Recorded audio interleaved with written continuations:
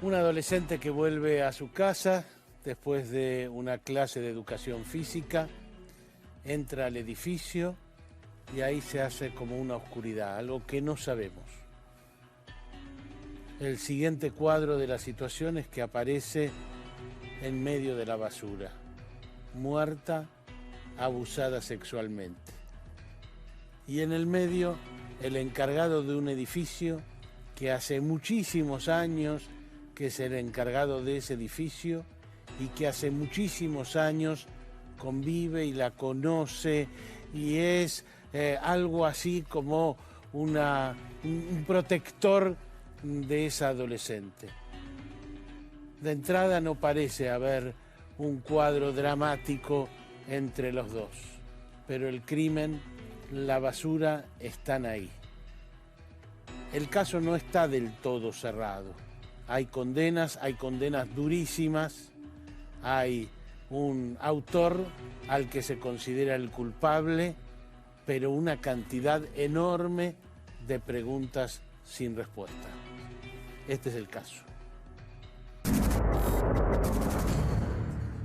Ángeles fue asesinada, buscan al asesino, muchísimo dolor, ¿qué más decir esa imagen? Tremenda. El día en que todo iba a suceder, Ángeles Rawson salió temprano del departamento ubicado en la planta baja del edificio de la calle Ravignani al 2360 del barrio de Colegiales. Esta adolescente de 16 años, a la que llamaban Mumi, iba al colegio a la tarde y las clases de educación física las tenía a contraturno. Aquel lunes, después de desayunar con su padrastro, fue caminando a encontrarse con sus compañeros para hacer gimnasia. Cuando terminó la clase, volvió a su casa tranquilamente, sin sospechar que estaban transcurriendo los últimos minutos de su vida. Cuando entró al edificio, Ángeles se encontró con la muerte. Ayer fue a gimnasia como actividad curricular a la mañana, porque ya cursa a la tarde su cuarto año del colegio, y la dejaron sus compañeras en Costa Rica y Dorrego, y nunca vino a casa, nunca regresó. El 11 de junio del 2013, el cuerpo de la joven apareció sin vida en un predio de tratamiento de basura del SEAMSE, en la localidad bonaerense de José León Suárez. El macabro descubrimiento conmocionó a la opinión pública. El estupor y la indignación ganaron la escena. Rápidamente los investigadores abocados al caso buscaron determinar qué fue lo que había sucedido con Ángeles. El motivo del aberrante crimen era un gran misterio. Aquí en Kramer 190, Ángeles tuvo su clase de educación física. Estuvo practicando deportes junto a sus compañeras de estudio en este predio que está ubicado pegado a una de las plantas de transferencia del SEAMSE. A las 9:30 de la mañana, exactamente el mismo horario en el que estamos ahora, ella salió de este lugar junto a sus amigas y caminaron por la calle Kramer en dirección a Dorrego, como lo hacían todos los lunes y los miércoles cuando terminaban su clase de gimnasia. La verdad es que es una situación muy difícil. Estamos tratando de mantenernos fuertes hasta el último momento. Tuvimos ayer igual. Nunca abandonar las esperanzas hasta que, bueno, evidentemente ya estaba todo más que confirmado. Los vecinos de la cuadra de Ravignani al 2300 no salen de su asombro ante las últimas versiones y están todos aguardando prontas novedades acerca de la investigación. A medida que pasaban los días, se fueron tejiendo diversas hipótesis en busca de averiguar qué había sucedido con esta adolescente, que era una buena estudiante y tenía toda la vida por delante, hasta que sufrió esta brutal agresión que terminó siendo fatal. Durante aquellos primeros momentos, la familia decidió salir a hablar con la prensa abiertamente. Llamamos al Instituto de Inglés y tampoco había ido. A partir de ahí llamamos al celular. El celular responde con un mensaje de texto, o sea, lo pasa a mensaje de texto y automáticamente el teléfono se corta. Pero lo apagan. Suena. Sí, y lo apagan. Ahí lo apagaron. A partir de ahí el teléfono murió. Lo único que pido de vuelta es que se haga justicia por mi hermana. Confío en la justicia y sé que mi ángel, desde la justicia divina, va a velar por que se haga justicia. Y yo quería transmitirles que yo estoy en paz.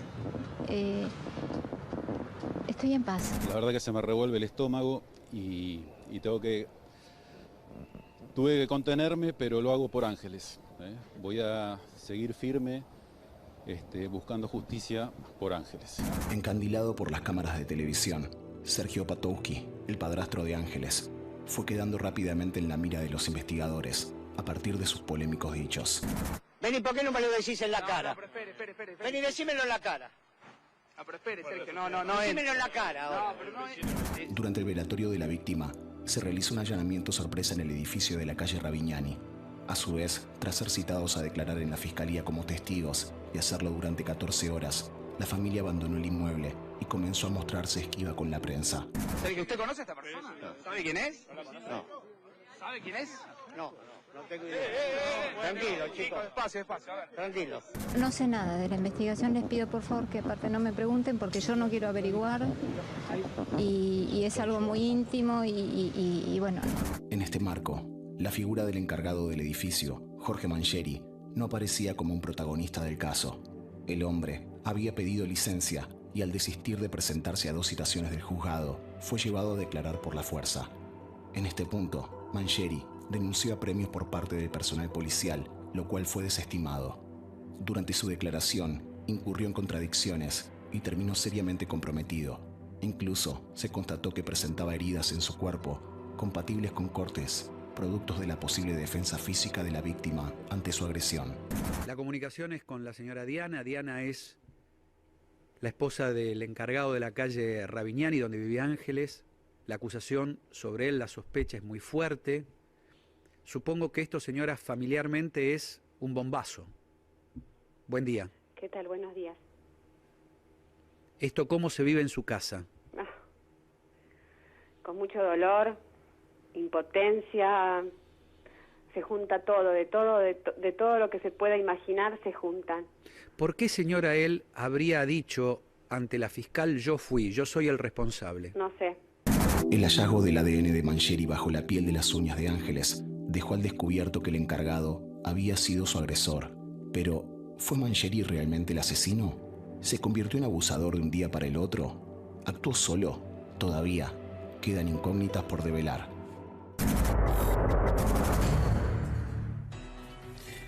Doctor Torre, estábamos todos listos para la detención del padrastro de Sergio Opatowski y de golpe salió otra cosa, salió lo del encargado. Bueno, a ver, hubo 3 líneas de investigación originalmente. Yo les recuerdo que siempre se vinculó la aparición del cadáver en un predio de la SEAMSE, sí, y existe una planta de base de vehículos de la SEAMSE próxima al lugar donde practicaba deporte Ángeles con sus compañeras de la escuela. ¿Cuál fue la primera línea de trabajo que exploró la Policía Federal? Precisamente relacionar esa planta inmediata al último lugar donde se la ve, porque esto es así. Ángeles de pronto va a practicar deporte, no la ven más quienes son los testigos originales, que son sus compañeras, etcétera, y luego tenemos un segundo acto 24 horas después con el hallazgo del cadáver. No se pensó en que volvió al edificio. No, que la primera línea que se exploró es la planta de la SEAMSE, donde apareció el cadáver, y la planta de vehículos. Algún operario se habló del SEAMSE en principio, que alguien... Aclaremos una cosa, que hubo una plena colaboración con la Policía Federal por parte inclusive de los representantes gremiales que facilitaron todo lo que fuera necesario. ¿Dónde se diluye esta primera línea de investigación? La primera línea de investigación se diluye cuando aparece el video del edificio inmediato al de la calle Ravignani, donde vive Ángeles con su familia, que está esa toma que se dio y se repitió mucho en un canal de televisión y luego en todos. Entonces, que demuestra que ella llegó al edificio. Ya hay una interrupción, exactamente, de cuando fue vista por última vez. Claro, ¿cuál es la relación? Que luego va a aparecer el cadáver en una planta de reciclado de la SEAMSE en José León Suárez. Esta es la segunda, a partir de ahí se empieza a investigar la segunda línea, que es la familia. No hay ninguna duda. Por eso, cuando se estaba velando Ángeles, se estaba practicando un allanamiento en su casa, donde fueron inclusive secuestradas ropas de cama, etc. Esta era la segunda línea de investigación. Y luego surge la tercera, que es la que en primera instancia ya tiene una condena, que es la de Mangieri concretamente, ¿verdad? No tenemos una imagen de Mangieri sacando el cuerpo, no sabemos dónde ocurrieron los hechos. Esto le quita entidad probatoria, esto rebaja ¿Esto pone dudas en el caso? Yo voy a hacer un ejemplo exagerado. Sí. Pero me lo vas a permitir, Tuni. ¿Tenemos una imagen de Eichmann sacando cadáveres en Auschwitz? No, bueno, no tenemos. Muy bien, creo que está respondida la pregunta. Sí. ¿No? Pero bueno, entonces significa que tenemos otros elementos que llenan ese vacío. Yo creo que hay un plexo probatorio bastante importante, inclusive desde la prueba genética, que fue realizada aquí en la Facultad de Farmacia y Bioquímica, a otra cantidad de elementos como los indicios de ocasión, oportunidad, etcétera, etcétera, y hay un indicio de mendacidad en las declaraciones originales, ¿verdad? Lo que pasa que o sea, miente Mangieri claro, de entrada. no nos olvidemos. Vamos a ver, Raúl, la imagen de Ángeles entrando en la casa, porque en el edificio suyo, porque ese es de alguna manera lo que termina con la primera hipótesis, que es la de la planta de reciclado de residuos. Ángeles llegando, ahí es que va a entrar al edificio. Efectivamente, de entrada se pensó esto era algún empleado o alguien relacionado con el SEAMSE. Y después, cuando estábamos todos esperando la detención de Sergio Patoski, se produce la detención del encargado del edificio. Bueno, así es como, convengamos que fue una investigación que tuvo mucho vértigo, ¿verdad? Además, hemos tenido opiniones médicas que fueron contradictorias, hemos tenido una opinión médico-legal que habló de lesiones típicas de abuso sexual que se puede adjudicar como intrafamiliar. Esto lleva de alguna manera a la fiscal en primera instancia a investigar en ese sentido. La pinta de él. En los medios eso tuvo su importancia. Lo hemos visto recién, ahora vamos a volver a ver la secuencia de cómo siguió, cómo fue el hilo de la investigación, pero también él de alguna manera era el candidato de todos. Veamos, Tuni. Nosotros tenemos dos ámbitos geográficos diferentes. Primero la SEAMSE, el lugar donde en principio habría desaparecido Ángeles. Este video que acaban de pasar ya la ubica por lo menos próxima a su domicilio, ¿verdad? Así fue la investigación, Raúl. A media mañana del 10 de junio del 2013, Ángeles Rawson ingresaba al edificio de Ravignani tras su clase de gimnasia. Sin embargo, según la investigación oficial del caso, nunca llegó a entrar al departamento donde vivía, ubicado en la planta baja. Mediante un pretexto que continúa siendo una incógnita, en su rol de portero, Jorge Mangieri la condujo hasta el sótano del inmueble, donde se deduce que terminó con su vida. Que aseguran que de un edificio ubicado a 20 metros del frente de la casa, ayer se vio se secuestró también imágenes de la cámara donde estaría registrado el regreso de Ángeles al menos hasta 50 metros antes de llegar a la casa después de la clase de educación física, es decir, cerca de las 10 de la mañana para luego ir al colegio a la 1 cuando es su horario habitual del turno escolar. Una vez cometido el crimen, según plantea la investigación, se conjetura que Mangieri decidió descartar el cuerpo de su víctima a través de un mecanismo que le resultaba conocido, como es el sistema de recolección de residuos. Para lograrlo, recurrió a atar el cadáver del adolescente, utilizando distintas sogas sobre sus muñecas, tobillos y cuello, a fin de que resultase más manipulable. A continuación, según sostuvo la acusación, el portero habría introducido el cuerpo en una bolsa de consorcio negra para depositarlo trabajosamente en un contenedor de basura cercano al edificio.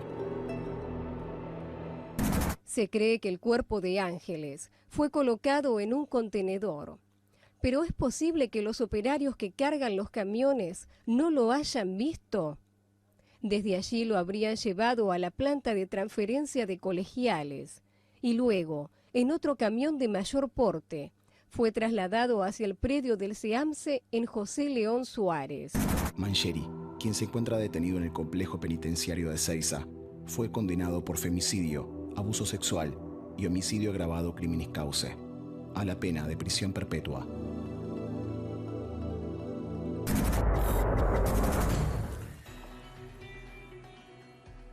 Doctor Torre, cuando Jorge Mangieri llega a la fiscalía, él dice que la policía lo apretó, que hubo apremios ilegales y muestra esos apremios ilegales.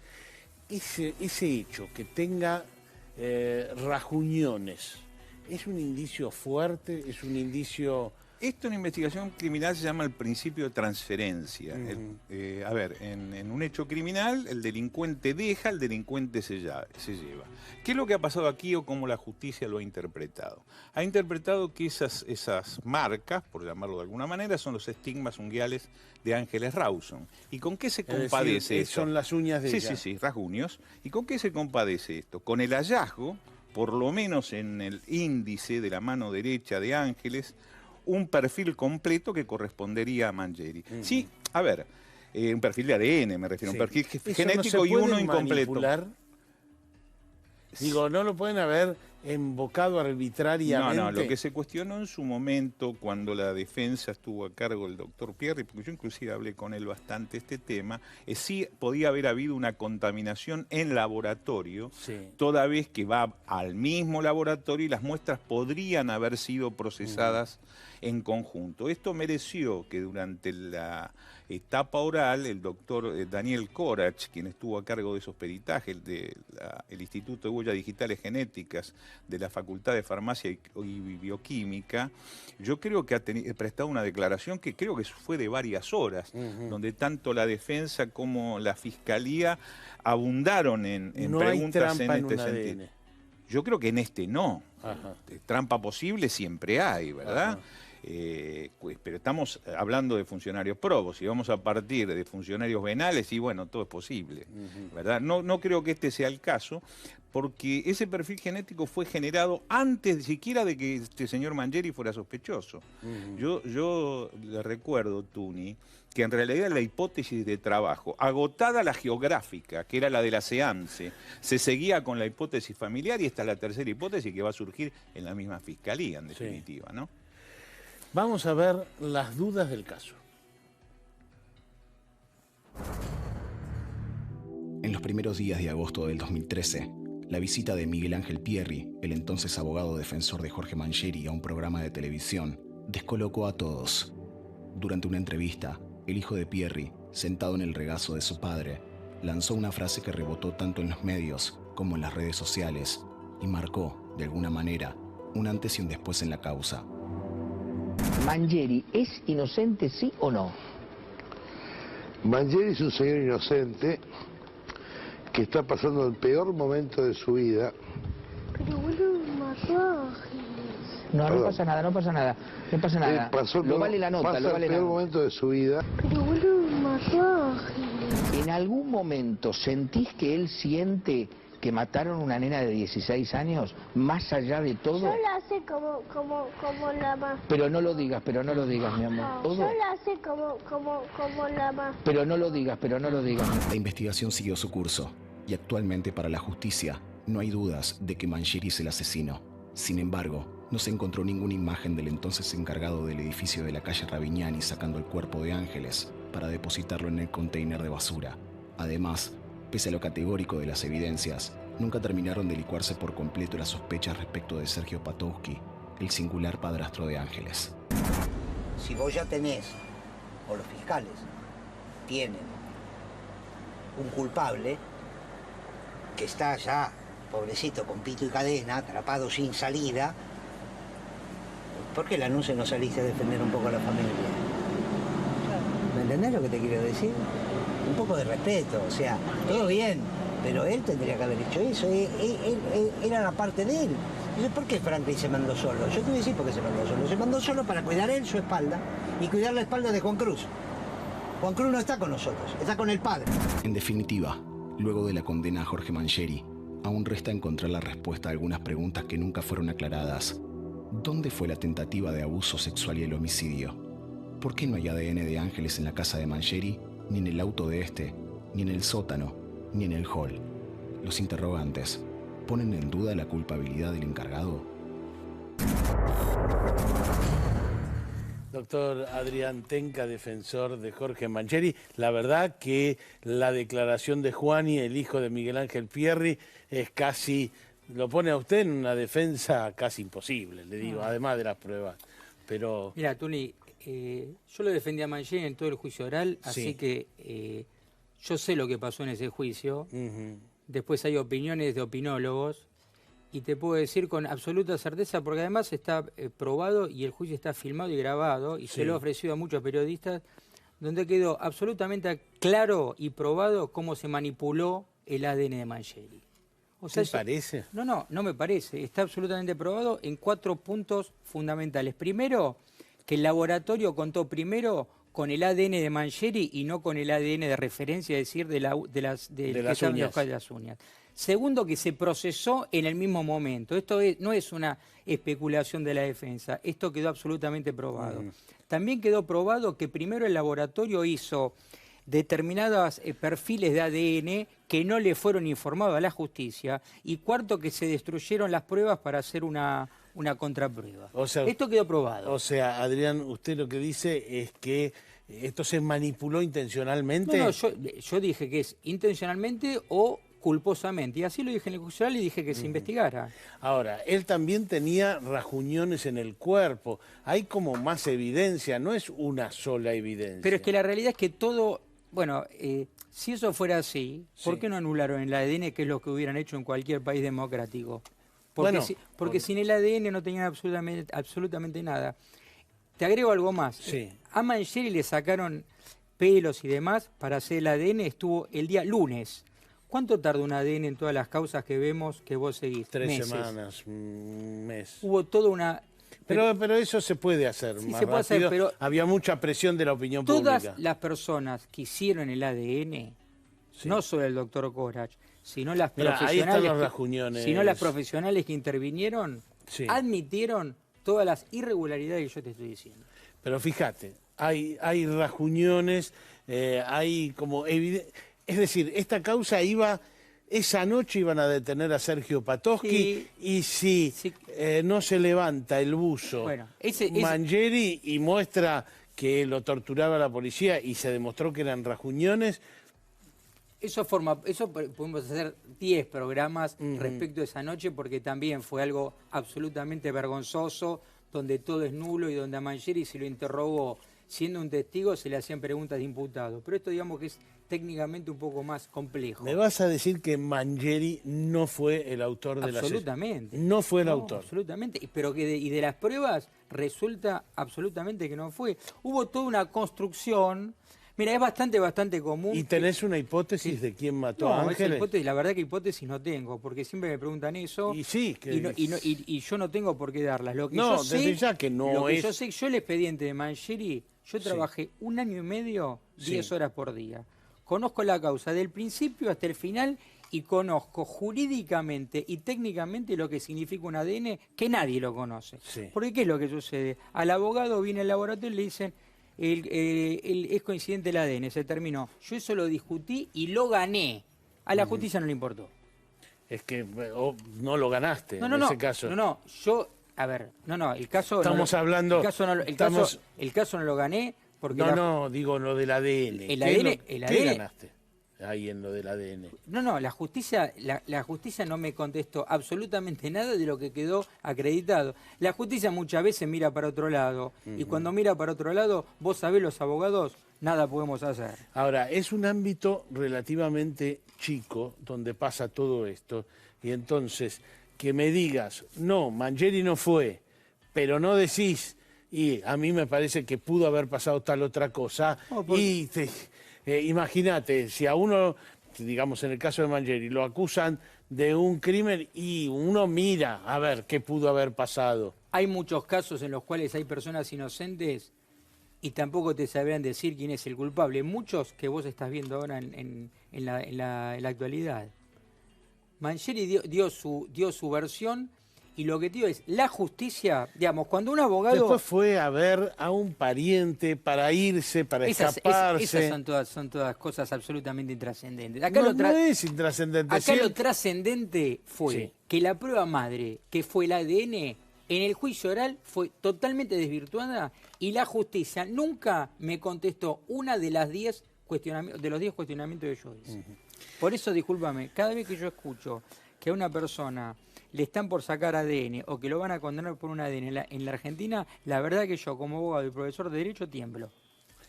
Vamos a escuchar al padre de Ángeles, a Franklin. Estuvimos con él. Yo a Mangieri lo conocía porque yo había vivido en Ravignani antes de separarme y él ya era el encargado. Al principio la verdad que me costaba creerlo y después empecé a sentir cada vez como una mezcla de bronca, de indignación,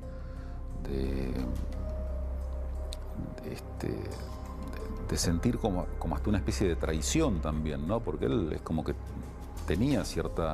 gozaba de cierta confianza de la familia en general. De todas las cámaras de seguridad que hay, no hay ninguna donde se vea a Mangieri con Ángeles, porque justamente esto fue adentro del edificio. Si bien ahora en el edificio hay cámaras de seguridad adentro, a raíz de lo que pasó, en ese momento no había ninguna cámara dentro del edificio. Entonces, lo máximo que se ve es a Ángeles llegando a pocos metros de la entrada del edificio. El video y otras cámaras de seguridad que hay alrededor te ponen a Mangieri y a Ángeles en el mismo lugar a la misma hora. Las declaraciones de Mangieri, sus contradicciones, se nota que él miente. Entonces, en el momento que miente, decís, ¿por qué mentiría alguien que no tiene nada que ver? El primer día del juicio oral, él mismo dice que durante la etapa de instrucción, un día al juez de instrucción le dijo cualquier mentira porque su abogado le había aconsejado. Le está mintiendo a un juez que lo está acusando de un delito gravísimo, además de todas sus contradicciones. Está el tema de las heridas que tenía. Y sumado a todo eso, después aparece ya el tema que es como el toque final, el moño, que es el ADN de Mangieri abajo de las uñas de Ángeles. Entonces, él tiene el cuerpo arañado. Ángeles tiene signos de haber sido atacada sexualmente. Tiene ADN abajo de las uñas. Con respecto al que él haya actuado solo, si él no hubiese estado solo, Ángeles no lo podría haber arañado en la forma que lo arañó. Después, con respecto a deshacerse del cuerpo, yo creo que él tenía todos los elementos. Él es lo que hacía todos los días, sacaba las bolsas de basura del edificio. Ángeles era menudita, así que desde ese punto de vista está claro que él actuó solo. Después que haya pedido ayuda para una coartada, cuando vio que se le venía encima la cosa, ahí sí. Respecto al lugar de donde fue el hecho en sí, el asesinato, está claro que fue dentro del edificio. Prácticamente seguro que fue en la terraza, o sea, donde está la vivienda del encargado. En algún momento se supuso que podría haber sido en el sótano también. Después, con un montón de elementos, prácticamente queda descartado eso y el lugar fue la terraza del edificio. Doctor Tenca, fíjese que es un conjunto de cosas. Es el ADN más los rajuñones, más que le fue a decir al primo que cómo huía hacia el norte, más que dijo que la policía lo apretó un jueves, que después fue el viernes, que no fue a la mañana, que fue de un lado de la vereda, que fue del otro lado de la vereda. Es como un grueso de cosas que hay, Adrián. Claro, dicho así sí, pero también yo te puedo decir, no se encontró ADN, vos lo dijiste, ni en el sótano de la víctima, me refiero, sí. Ni en el sótano, ni en la terraza, ni en la casa. Durante el juicio, los fiscales y el acusador particular no se pudieron poner de acuerdo dónde se realizó el crimen, cómo se sacó. Es que no se sabe, hoy en día no se sabe. ¿Cómo se sacó? Algunos dijeron, me refiero a los acusadores, sí, no opinólogos, que el cuerpo había sido dejado en la puerta, otro que lo había llevado en el auto. No se supo nada, porque no se pudo probar nada, porque fueron todas conjeturas, y todas esas conjeturas solo cierran con el ADN. Un ADN que, te reitero, en el juicio fue acreditado, fue probado, no fue una conjetura que debió haber sido anulado. Ahora, más allá de lo que recién te enumeré, encima aparece en la basura, que es, digamos, su tarea dentro de ese edificio, aparece atada con cosas bastante propias de esa portería. O sea, hay como un listado, por decírtelo de alguna manera. Eso es lo que, digamos, muchos de las cosas que decís fueron trascendidos de carácter periodístico, que desde el punto de vista de prueba en el juicio no tuvieron ningún tipo de relevancia. No tuvieron ningún tipo de relevancia. Te reitero, sin el ADN a Mangieri no lo hubieran condenado. Y el ADN debió haber sido anulado, por todo lo que te dije, fue un ADN absolutamente manipulado. Pero, digamos, eso hubiera dado negativo, se hubiera apuntado a otra persona, no aparece otra hipótesis. En la Argentina, cuando una causa es pública, no se busca al culpable, se busca un culpable. Cuando se tiene a un culpable, hubo infinidad infinidad de otras líneas investigativas que, una vez que lo tuvieron a Mangieri, fueron todas descartadas. Yo no tengo ninguna duda que si Mangieri no hubiera aparecido, hoy otra persona estaría presa y también le hubieran dado perpetuo. Lo que pasa es que aparecieron muchas pruebas contra Mangieri, entonces, digamos, la idea general de que el padrastro, de que Sergio Patosky podía tener que ver, se cayó, más que hay una imagen de él en el banco, en el centro, y eso lo sacó de la escena de inmediato. ¿O no lo sacó de la escena? No, visto así sí. Aparte yo tampoco estoy diciendo que no fue Mangieri, haya sido la familia. No fue mi línea, no fue mi línea defensiva. De hecho, jamás confrontaría con la familia, y incluso cuando los interrogué con mucha prudencia, e incluso la madre lo dijo públicamente. Acá no se trata de ver quién fue, si no fue Mangieri, para eso está la justicia. Lo que yo te estoy diciendo es lo que quedó probado en el juicio, que, una vez más te digo, fue grabado y fue filmado. Lo que yo digo se puede acreditar. Todo lo que yo he cuestionado a la justicia no le ha importado. Han hecho caso omiso a todo lo que ha dicho la defensa. Gracias, doctor Tenca. Me habla vos. Enseguida vamos a seguir con el padre de Ángeles. Vamos a enfocar el caso desde el punto de vista psiquiátrico con un especialista. Ya venimos.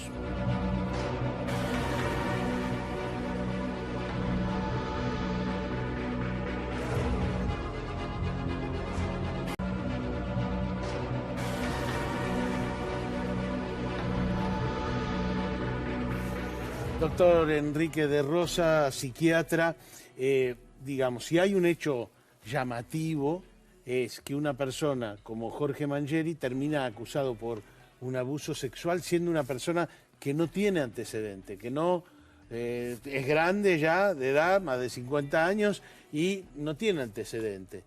Entonces, eso me llama la atención. Antes, igual veamos juntos esta segunda parte de lo que nos dijo Franklin Kraus.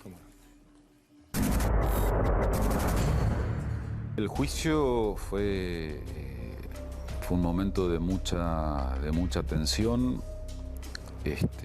Estar con este tipo ahí a 3 metros, la verdad que era duro. Y lo viví, o sea, estuve en todas las audiencias. En una sola tuve que salir porque, bueno, se estaban hablando detalles de la autopsia que la verdad que ya no me daba el cuerpo para tanto, y salí, pero en todas las demás audiencias, todos los testigos, todo, estuve ahí presente, escuchando todo.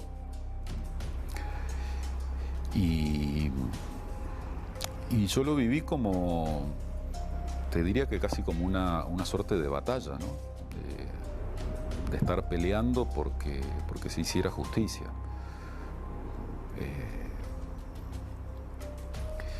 Y bueno, y por suerte se logró.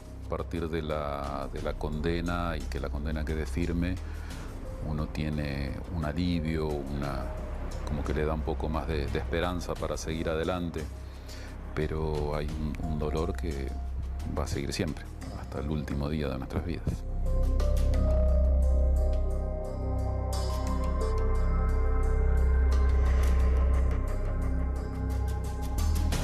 Ángeles era una chica excelente, muy inteligente, siempre se esforzaba por mejorar, excelente alumna, muy buena amiga y compañera,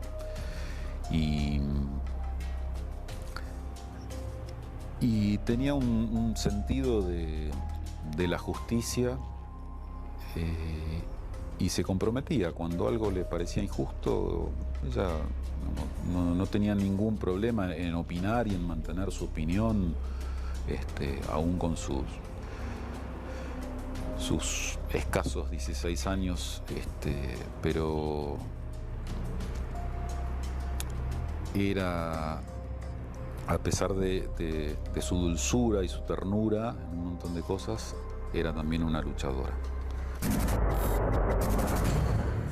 Doctor de Rosa, en esta batalla que señala Franklin Rawson, finalmente Jorge Mangieri fue condenado por homicidio y tentativa de abuso sexual, ¿no es cierto? ¿Le cierra que una persona de esa edad, sin antecedentes, sin hechos, hay alguna empleada de una inmobiliaria que dice que le ofreció plata a cambio de sexo cuando fue una vez al edificio? ¿Cómo le cierra esta historia? Yo creo que el gran problema que tenemos en nuestro medio para entender todo lo que, cuando uno ve todas estas cosas, siempre habla de un homicidio, un caso atroz, y son todos atroces, y quizás escuchaba atentamente antes al doctor Torley hablar del caso Eichmann, ¿no? Y la frase a partir de Eichmann, Hannah Arendt hablan de la banalidad del mal. Sí. Eso no es una frase solamente, sino que no hay que esperar encontrar el monstruo, el sátiro, el fauno con cuernos y demás, sino que muy frecuentemente son sujetos que por demás se desempeñan una vida normal, y en un momento, en una circunstancia que para ellos en un devenir extraordinario se transforma en algo, tienen alguna pérdida.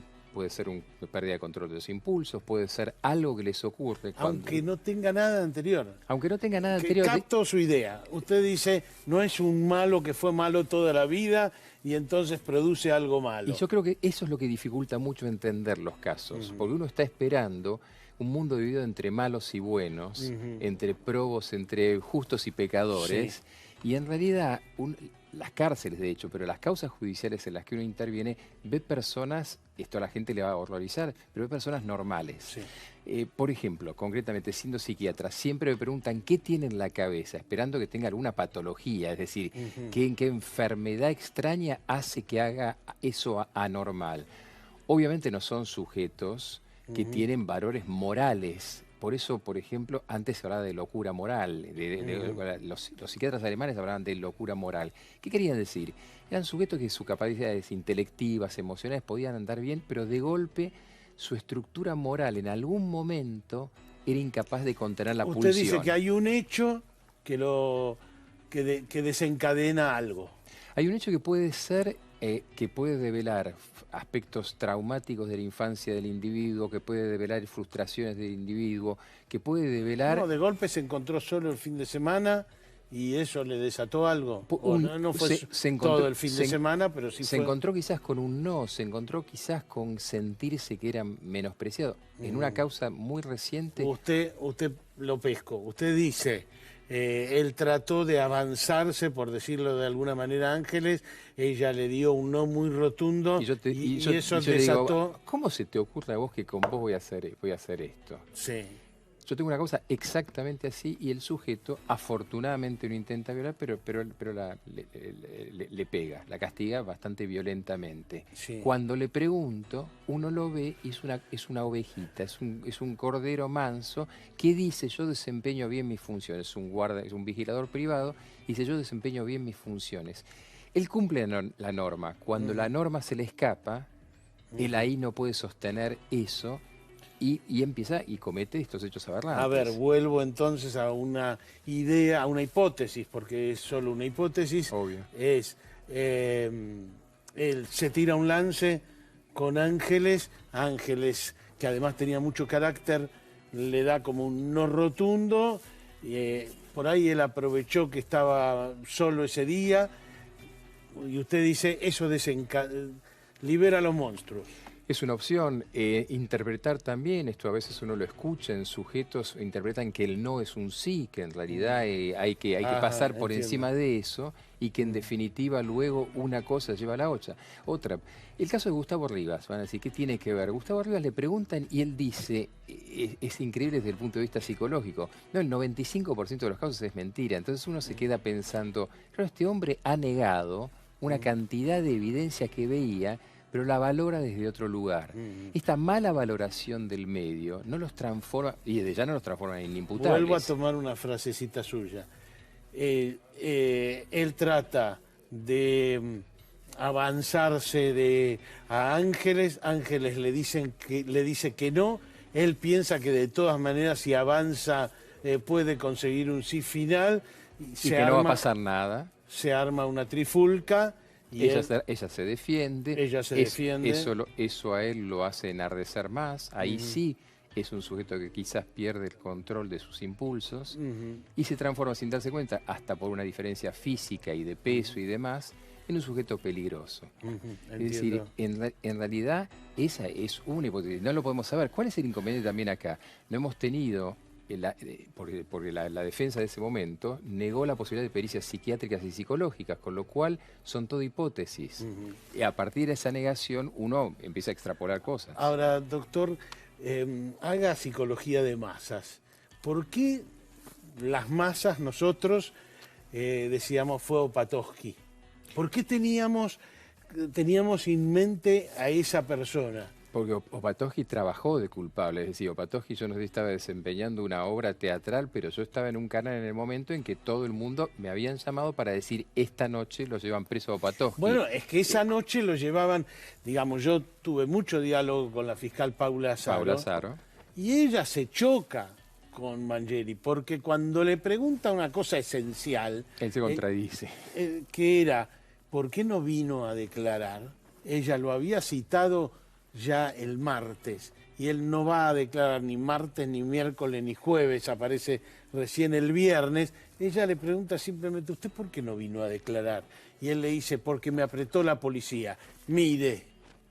Y se levanta el buzo y ella ve los rajuñones, manda a traer un médico. Es decir, Mangieri se metió preso solo. Absolutamente. ¿Por qué Opatowski entonces? Y porque estaba la cuestión de, mire cómo se nos mezcla, y yo no le voy a ocupar todo el programa, pero la cuestión de la sexualidad y el delito en nuestro medio, como tenemos una cuestión bastante particular respecto a la sexualidad, aparecía toda esta historia de una pareja swinger, ¿no? Y entonces una cosa aparentemente llevaba a la otra. Es decir, de la misma manera que Mangieri, por el hecho de haber quizás solicitado favores sexuales a una trabajadora sexual, pasaba a ser un violador, quizás una pareja swinger pasaba a ser también alguna historia negra. Y esa historia negra le servía a todo el mundo. Y la forma de respuesta de Opatowski y demás lo etiquetaba. Y a nosotros nos es fácil etiquetar porque nos libera de la angustia que nos produce la incertidumbre. Por eso a veces las investigaciones son tan difíciles. Doctor, muchísimas gracias. Por favor, a usted. Enseguida venimos con un análisis bien global del caso. ¿Es un caso cerrado o todavía hay incógnitas que no hemos sabido despejar? Enseguida venimos.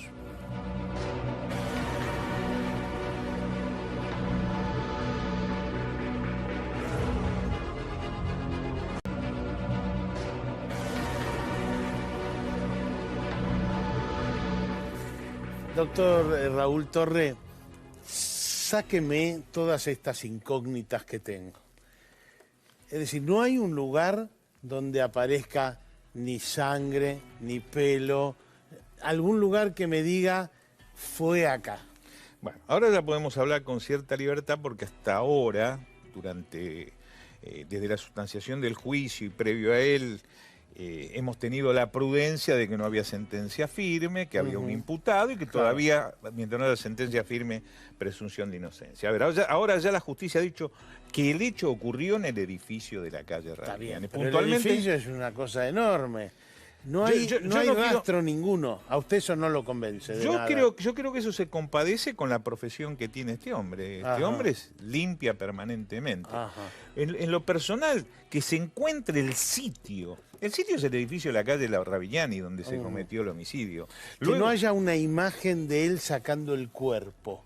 ¿A usted no le llama tampoco no le parece un elemento importante? No. Yo creo que la relación está igual. Yo creo que el plexo probatorio es importante porque aquí a lo mejor nos detenemos en un punto. ¿Cómo esto ocurrió de alguna manera con otro abogado defensor en la etapa preliminar? Exacto, el doctor Pierri. Que era... Nosotros nos deteníamos a hacer toda una construcción intelectual a partir del ADN encontrado en un tejido debajo de 2 uñas de ángeles que generaba lo que se llama el principio de transferencia. Mucho cuidado. Cuando hay un crimen, existe lo que se llama el principio de transferencia. El criminal deja, el criminal se lleva. No nos olvidemos que están los estigmas unguiales también, que los peritos en principio que examinan a Mangieri, que son los peritos de la Policía Federal, determinan que son estigmas unguiales, son rasguños. Para que quede claro. ¿Está bien? Entonces, en el cuerpo de Mangieri. En el cuerpo de Mangieri. Son la defensa de Ángeles. Sin ninguna duda. Entonces ahí tenemos el principio de transferencia. El criminal deja, el criminal se lleva. ¿Qué es lo que se lleva? Los estigmas unguiales. ¿Qué es lo que deja? Su ADN.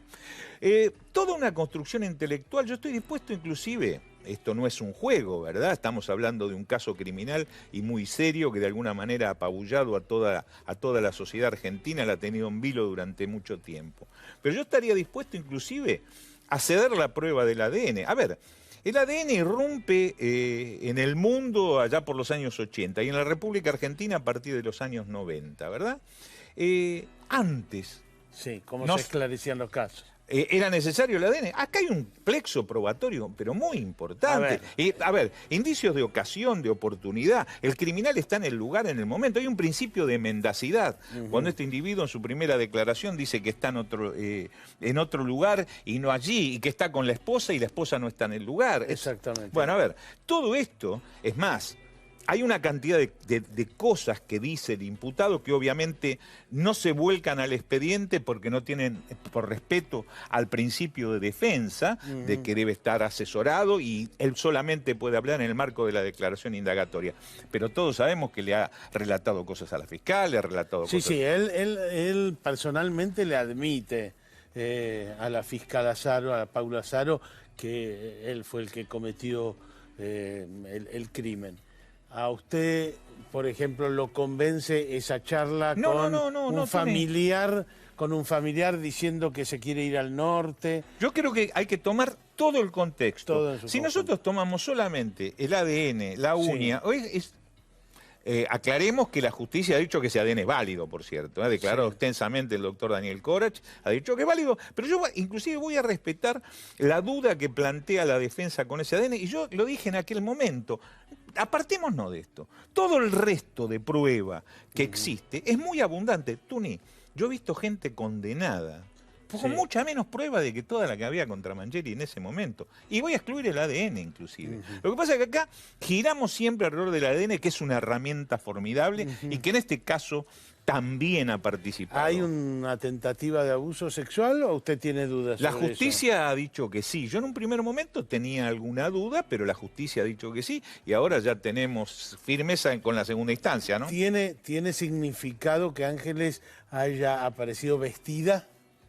No, porque el cadáver fue acondicionado para ser embalado, fue colocado en posición fetal dentro de la bolsa, etcétera. Esto puede haber, lo que de alguna manera es una prueba importante es el rasguño que tiene en el trocánter, que solamente lo podría tener si estaba desprovisto, por ejemplo, de los pantalones y de alguna prenda interior. Sí, ese rasguño sería de alguna de las estigmas unguiales de Ángeles, ¿no? O sea, que hubo un principio, él da la impresión que se bajó los pantalones, ella peleó y peleó. Luchó por su virtud, indudablemente. Esto es lo que por lo menos se entiende que ha El decidido mecanismo de muerte, no sé si decirle correctamente estrangulamiento. Es un mecanismo asfíctico, Sí. no hay ninguna duda. Eso ha sido una muerte ¿Es asfíctica. coherente con la situación? ¿Es coherente con un delito contra la integridad sexual? Sí. Si esa es la pregunta concreta, sí, es típico. Que la haya sacado en la bolsa de basura, Y bueno, el hecho ¿le se resulta precipita. coherente? El hecho se precipitó en un lugar cerrado. Hay que poner distancia con el cadáver. O el criminal se va o tiene que trasladar el cadáver. Aquí se utiliza el medio de transporte de la SEAMSE. Por eso toda esta investigación arranca con la SEAMSE, e inclusive en sospecha la gente de la SEAMSE, que hay que decirlo, prestó una colaboración absoluta desde un primer momento, ¿verdad? Gracias, doctor Torres. Gracias como siempre, Tuni. Bueno, revisamos el caso Ángeles. Fue uno de los casos de femicidio más fuertes que tuvimos en la Argentina. Lamentablemente seguimos teniendo casos de femicidios, mucho. El último, el de Anaí Benítez. Pero acá la realidad es que es un delito que está más extendido que nunca en el mundo, no solo en la Argentina. Hay que mirar cada caso detenidamente y esta noche lo hicimos. Hasta la semana que viene.